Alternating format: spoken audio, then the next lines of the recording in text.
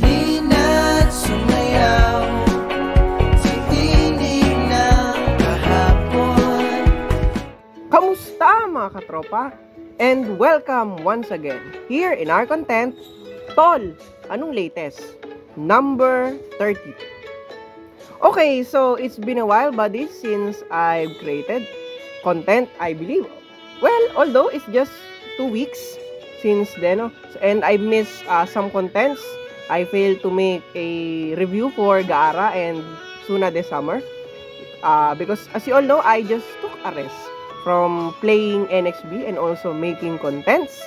In a way, that's how I express myself celebrating my 2nd year anniversary of playing NXB, and also to get some more strength for future endeavors in NXB and making contents. Also, I got disappointed that Chishui did not come in NXB. Instead, a Tsunade in a swimsuit. So instead of quitting, I just took a rest, and now I'm back. Okay, so as we all know, SFB on the other hand came this month, and the buffs are, especially the buffs of the X-Ult, are very insane. My god. So a bit later for that, because as you all know, at first we will go to the update analysis first. Okay, starting from the beginning, maintenance complete. So, Gengetsu Hozuki's Hero Keys is already in the shop. Also, KLM and Kushina's Hero Memories can now be bought in the Shinobi Token Exchange already. So, if you are looking for those items, you may now see them and buy them in the said shop. Also, they added another 4-star rarity for Awakened Ninja Tools, which is increase users' ninjutsu power when 4 enemies had been defeated in battle. Therefore, this effect, if you equip it in one of your awakened tools in battle when doing AMs, if you manage to clear, I guess, 4 purple mats, because it is indicated here 4 enemies have been defeated in battle, or probably it's a head count for any NPC or a real shinobi defender. Then after that, your ninjutsu will be increased. Also, the 4-star higher guaranteed ticket summon was updated. Also, the attack mission ticket, you can now hunt the LBs of STL, NTL, and Naruto Baryon there. And recently, I just got STL's LB, a copy of his LB there, and it's awesome. Also, the near voltage summon is updated. They added their EMS Sasuke's recent rekits, and also changes and adjustment. They updated the mission content for Mission Pass. According here, they made it easier to complete now. You know, actually, back when 2023, before the 5.5 anniversary, if I recall it correctly, missions there are actually very easy. But after the 5.5 anniversary, if I recall correctly, they made the missions there very, very hard, which sometimes, if you're not a usual grinder in NXB, it will be hard for you to clear everything, or at least reach level 30, which, as we all know, is important because it will give you 100 Shinobite and some between another 100 Shinobite. So now they made it easier and more relevant missions, and modified some. Like, for example, as before, there is a mission here that play attack mission only for 500 times. So you just have to do it, and you'll get 100 Shinobite. If you complete all those tasks, you will get at after you finish the 1 slot. Now they modified it and changed it into play an attack mission still. But you must use special Shinobi in solo AM 5 times, and then after that, of course, another 10 times, and then until it reaches at the end. Okay, so I hope you are getting what I'm saying here. And also other missions here. Anyways, so let's get back to some things.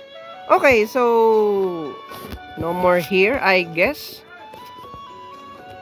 Okay, so we'll go to the August 2024 event. So as we all know, these are the dates of the following events: VLWC and AOM. Just take note of the dates. It's just there is some minor changes here because before, VLWC usually lasts for 10 days. 7 days for the prelim period and 3 days for the finals period. Now, they only make it only a week. 5 days for prelim and 2 days for finals.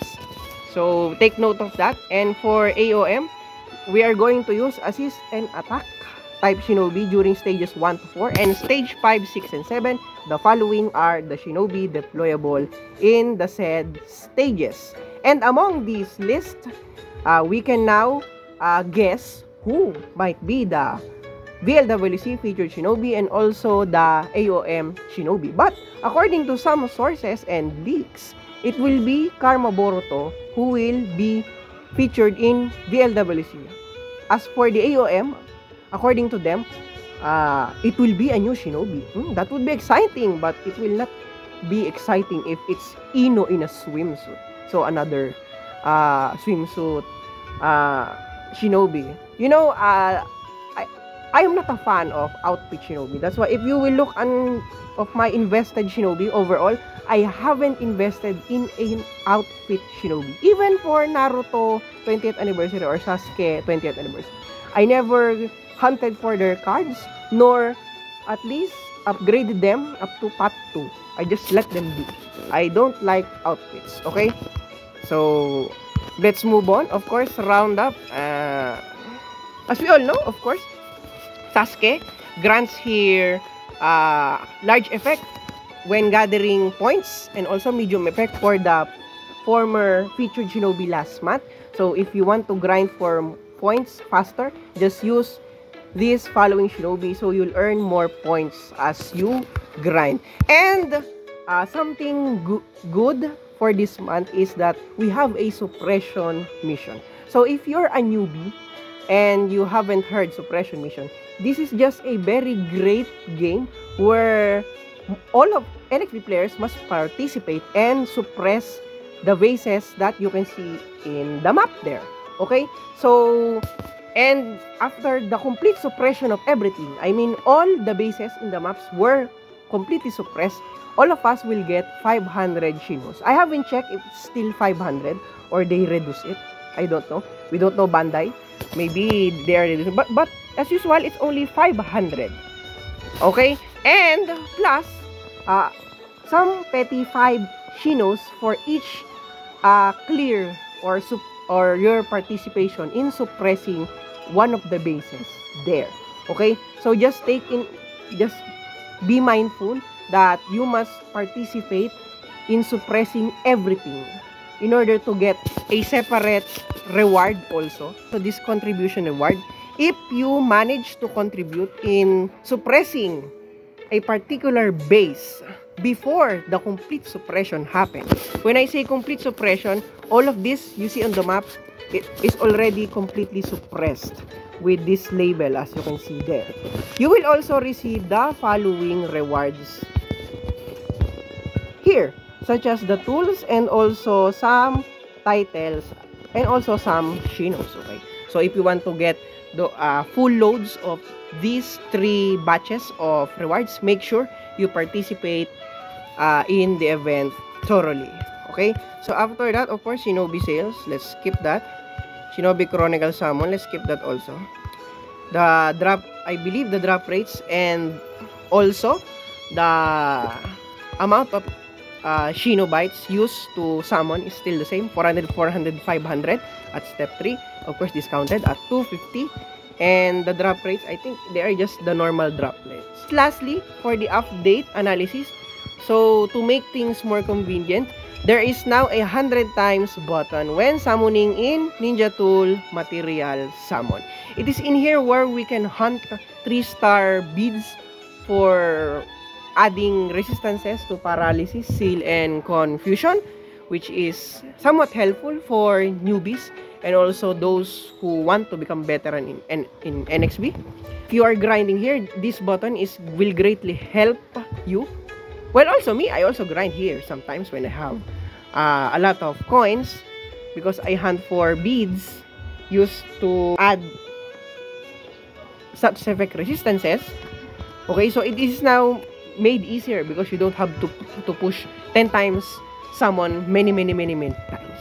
You know what I mean. Okay, so now we're done with the update analysis.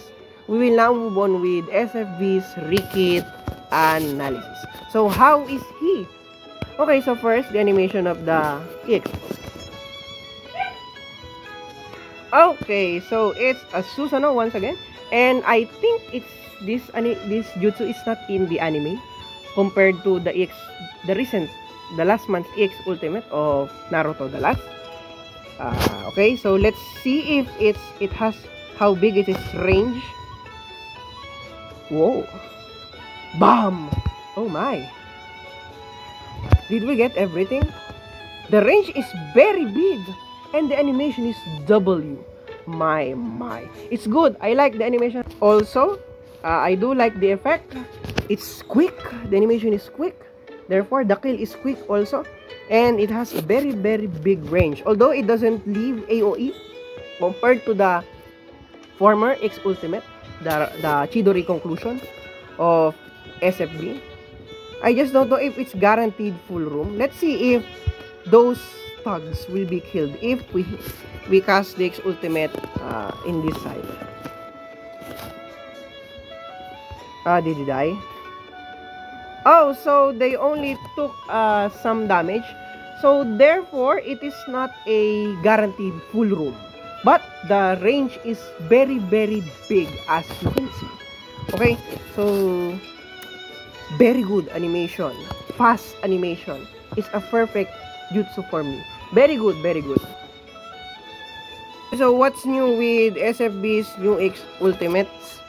What are the new effects? Of course, it breaks Jade color protection, and this is something new, a newly introduced effect in NXB, which is cancel Seal Gargoyle's shield.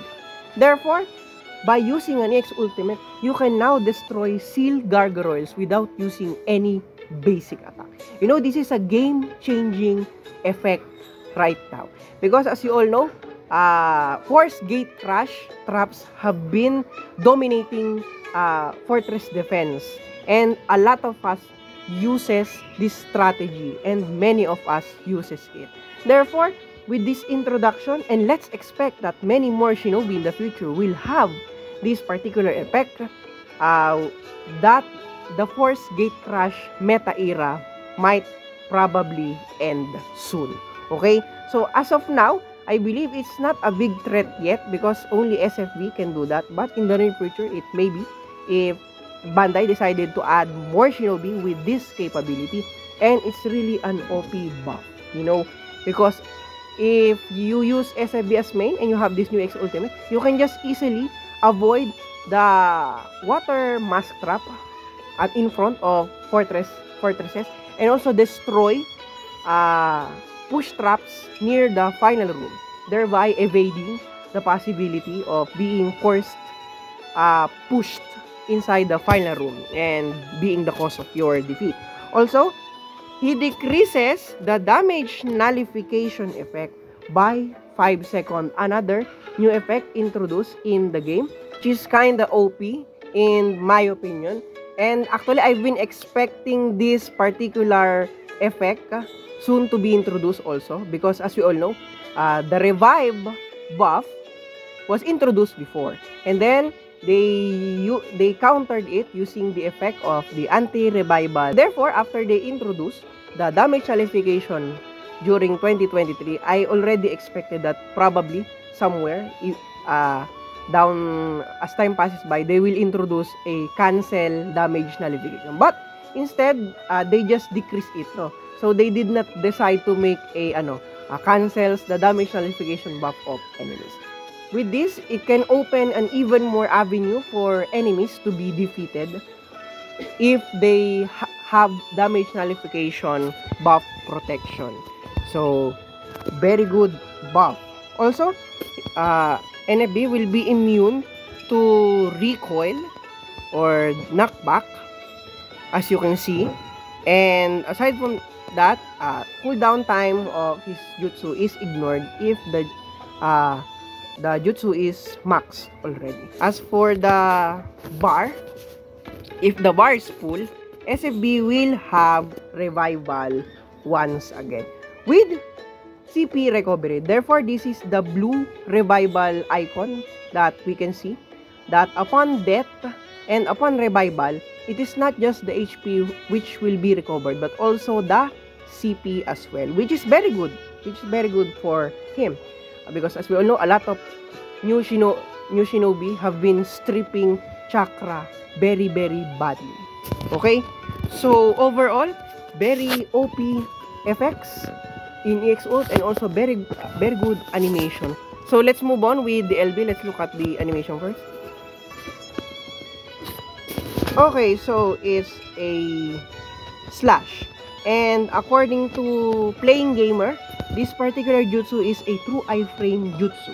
Okay, and I saw his content that even Barion's old EX ultimate, that dash, that 5th anniversary ultimate, can still defeat a Sasuke Final Valley while casting this. Therefore, this is really an OP jutsu. And the animation is just good, very simple. So you just slash, and then it leaves an AOE for about, let's count it. Okay, 1, 2, 3, 4, 5, 6. So it leaves an AOE lasting for 6 seconds. Not bad, not bad.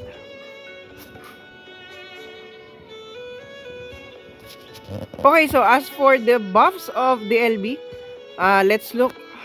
Is it decent or is it good? Of course, it usually decreases the enemy's CP. Therefore, it usually drains the enemy's CP. That's worth noting. It grants the user evasion and defense large. It will become huge. Of course, self-invincibility and increase of ninjutsu power. As you can see here. You know, this is also a newly introduced buff in NXP, but not a new buff because this effect can be granted to tools, awakened tools. You can see rarity beads in the laboratory where you can add this particular effect, but now SFB has it in his LB, so it would be very good. Also increases the user's accuracy. So he not just have a huge evasion rate, but also ensures the possibility of his attacks by heightening his accuracy at level 8, which will become large at level 15. And he also has this decreases enemies' continued HP recovery spears. Therefore, even though the enemy has a invincibility or status effect buffs, this effect will still take effect. Unfortunately, I think this is a very bad debuff towards an enemy. Because take for example, an enemy used an X ultimate with a damage nullification buff. And then you inflicted this particular effect onto your enemy, for example, NPL. And since his HP is not recovering, and as we all know, the usual response behaviors of AI when their HP is low, they will continuously spam their X ultimate, especially if it's maxed, as long as they can detect that their HP is low. So this is a very bad or disadvantage for SFB. So make sure that you survive during that moment and make sure you kill immediately the enemy before this scenario happens.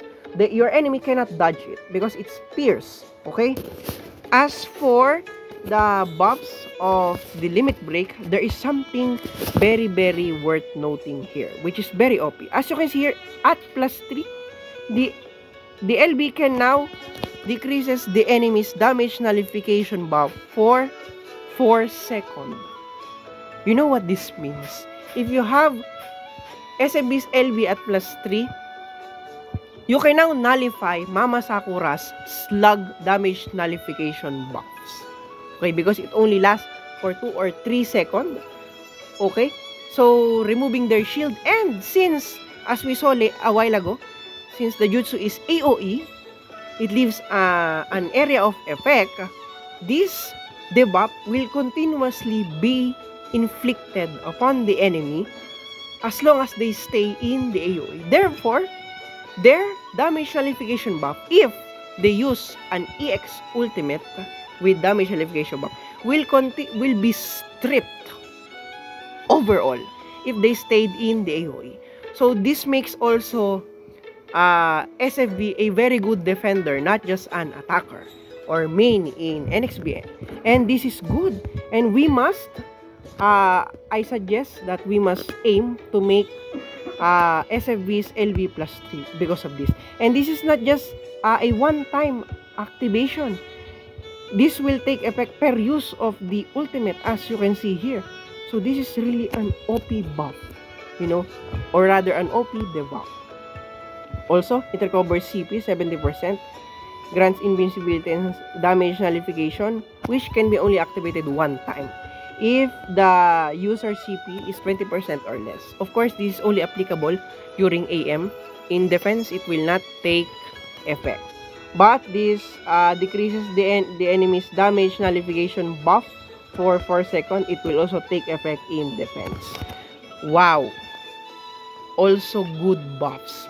Yes, simple animation, but very good buffs. Especially that. Make sure you make his LB plus 3. And lastly, of course, the 4-star, which somewhat a bit look like a combination of 4-star of Toby War, the Madara White Wask, and his former 4-star, the Fireball follow-up jutsu. So he will just, yeah, and then a AoE of Tornado will continuously push the enemy away, as we can see here. Anyways, simple animation in my opinion. Not that very good because it is somewhat a copy jutsu. Also, worth noting, it looks also the same as DMS Kakashi's previous 4-star, the recent one, you know. So, but since it pushes the enemies away, so it's not that bad. Okay, let's look at the buffs. Okay, so as for the buffs, what's worth noting, of course, it's a double strip already, even though it's 4-star. Decreases invincibility by 4 seconds, status effect by 10 seconds. Decreases the enemy's defense as well as paralysis and seal resistance. Okay, also it grants speed buff for SFB. Therefore, you don't have the oldest LB of his, that Susanoo Dash. So you just equip this 4-star and you'll already have a speed buff for SFB. So that's all are the ones that I saw. So overall, in my opinion, of course, SFB will be OP. He's very OP both in attack and in defense. And I believe he will be a great defender inside the final room if you have his new LB at +3.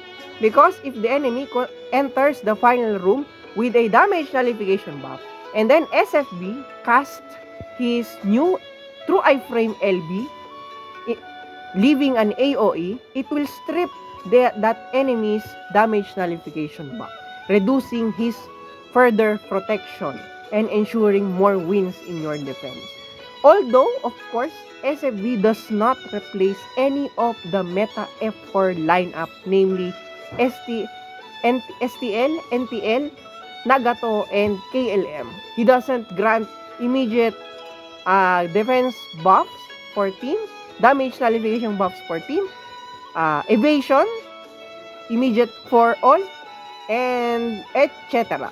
But I think you can make a good F4 combo with this person, and I believe it would be good if you partner it with NFB. And I would like to do experiments also with his kit once I acquired his LB at least. And of course, he will be a very great main right now. Although, as you all know, something lacking with SFB's re-kit is unfortunately the revive cancel, which is very crucial. You know, in my opinion, he almost reached the level of NTL and Indra and Madara, and also Hashirama. You know, he only lacks that one thing, and that's anti-revival, which is very important. You know, someone attacked me using a maxed SFB. Patri with LB plus 3. And yeah, he did manage to destroy my outfield. But after he came inside my final room, because currently I'm still using that F4 meta, Nagato STL, Enlight, and KLM, unfortunately, he loses. Let me show you the clip.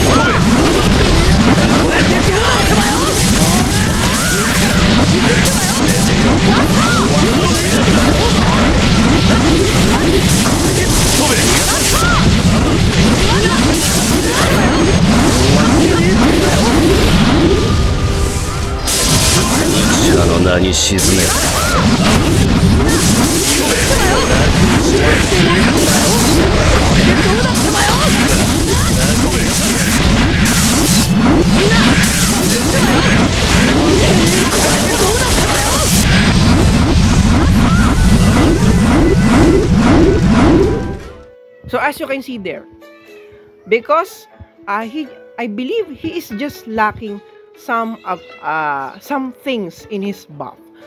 At first, in paper, his buffs seems overwhelming and OP, but in my opinion, I believe he's just very solid, you know, almost close to the level of NTL.